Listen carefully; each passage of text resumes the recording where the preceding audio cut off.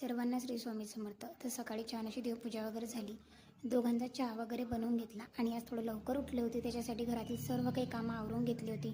पोळ्यासुद्धा बनवून झालेल्या होत्या. घर वगैरेसुद्धा छान असं क्लीन करून झालं, ओटा वगैरेसुद्धा. आणि नंतर मग काय बॅग भरली, कारण 10:30च्या आरतीला जायचं होतं आणि रुद्राभिषेकसुद्धा असतो, म्हणून छान अशी बॅग पॅक केली आणि नंतर केंद्रामध्ये गेले. केंद्रामध्ये गेल्याच्यानंतर रुद्राभिषेक झाला. छान असं तीर्थसुद्धा ते आपण प्राशन करू शकतो. तर रुद्राभिषेकाचं तीर्थ आवूंसाठी घरी आणलं आणि छान असं रुद्राभिषेक झाला. त्याच्यानंतर 108 नामावलीने बेलपत्र वाहिली जातात महादेवाला.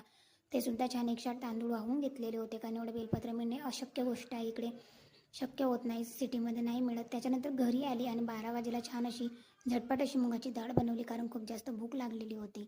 बऱ्यापैकी सेवा झाल्या, सकाळचे कामं वगैरे सुद्धा 12पर्यंत आवरून झालेले होते. त्याच्यानंतर छान अशी मुगाची डाळ बनवली आणि मी सुद्धा जेवण करून घेतलं, आऊंना सुद्धा जेवण दिलं. तर असा होता माझा आजचा दिवस. तुमचा दिवस कसा आहे नक्की कॉमेंट सेक्शनमध्ये सांगा. बाय.